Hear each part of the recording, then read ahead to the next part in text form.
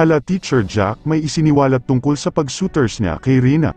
Ano ito ating alamin at panuurin, at may maikling video clips po akong inihanda sa inyo. Bago natin ma-play, gusto ko lamang po muna gawa ng maikling reaction nito. Dahil sa nakikita ko kay Rina ngayon ay talagang totally magaling na ang ating one and only princess ng Kalingap. Kung bakit nasabi ko na totally magaling na ang ating mahal na Rina? Dahil sa pagmamasid at panunood ko sa vlog ni Ma'am Roda Mix Vlog ay talagang okay na si Rina. Dahil sa tulong na rin sa mga teachers ni Rina sa nagsusuter ni Rina na si Teacher Jack. Dahil napakatyaga po talaga itong si Teacher Jack mag-shooters ni Rina. Kahit pa nakikita natin na parang ang hirap paniwalaan na matutoto pa itong ating mahal na Rina. Talagang magkasing tiyaga sila ni Ma'am Roda, kung paanong pagtityaga na ginawang pag-alaga niya kay Rina, ganun din si Teacher Jack. Talagang buo ang determinasyon nilang matuto si Rina, hindi nila sinukuan ito. Kahit sa tingin ng karamihan ay imposible pa na matutoto pa ito dahil sa kalagayan ni Rina. Dahil sa kanyang pagsisure ay talagang hindi katakataka na maapektuhan ang utak ni Rina. Kaya naman humina ang pick-up ng memory ni Rina dahil nga sa kanyang pagsesure, kaya naman napakaswerte ni Rina dahil sa mga taong nakapaligid sa kanya ngayon ay sobrang mahal siya at walang ibang hangad ay magandang kinabukasan niya. Sa mga sponsors na walang sawang nag-aabot ng higit sa kanilang makakaya, para sa mga gastusin ni Rina, maraming salamat po sa inyong lahat na nagmamahal kay Rina. Gantihin nawa ng Panginoon ang inyong kabutihan. So guys, support po natin ang YouTube channel ni Roda Mix Vlog at syempre ang ama ng Kalingap, Kuya Val Santos Matubang at si Kalingap Rab. Pakiyakap nyo na din po sana ang aking munting channel at pakilike na din po sa video kong ito. Maraming salamat po.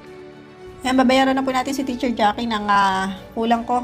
Yung kulang ko pa sa kanya sa araw na kanyang pag-tutor. Ayan, ito na po. Thank you so much po muli sa Rina's Community na nagbigay ng bayad sa tutor para kay Rina. Ilang araw kayo hindi nag-tutor? 5 days. 5 From days. Monday to Friday. Dito naman. Yan, after 5 days, kumusta naman uli yung pagtuturo mo kay Rina? May mga nakalimutan ba siya? Or, Wala. Wala? Totally wala siya. Nakalimutan. Very good. Manang-mana to po sa akin. Hindi, okay po siya. From day 1, naalala ko po nung in-interview mo din ako ng Oo. I can say po na kaya na ni Rina mag-read. So, mapapanood din naman po yun sa vlog ni Ate Roda. Nakakabasa na po siya ng sentence, not just a word. A sentence na po siya. So, ngayon po, may mga words na medyo mahirap basahin. Doon po kami magpo-focus and at the same time sa reading comprehension. Siguro, along the way po, paano din namin ng stories, ganun. And then, sa writing, very good na po siya ngayon. Mababasa niyo na yung writing niya. Oo nga, grabe. And then, sa counting, yan. Medyo, po siya dyan. Medyo, hindi, sa pagbibilang, okay po siya. Very good po siya. 1 to 20 pa po.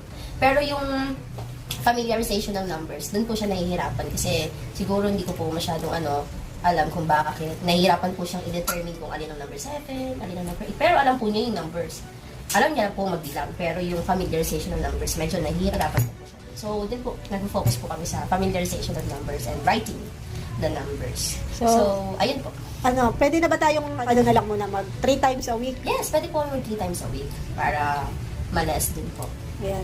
So, 3 times a week na lang po tayo, 3 times a week na lang natin patututuran si Rina kasi marami naman ang improvement sa pagsusulat, sa pagbabasa. So, ayun, para hindi rin masyadong napapakagod si Rina sa pag-aaral.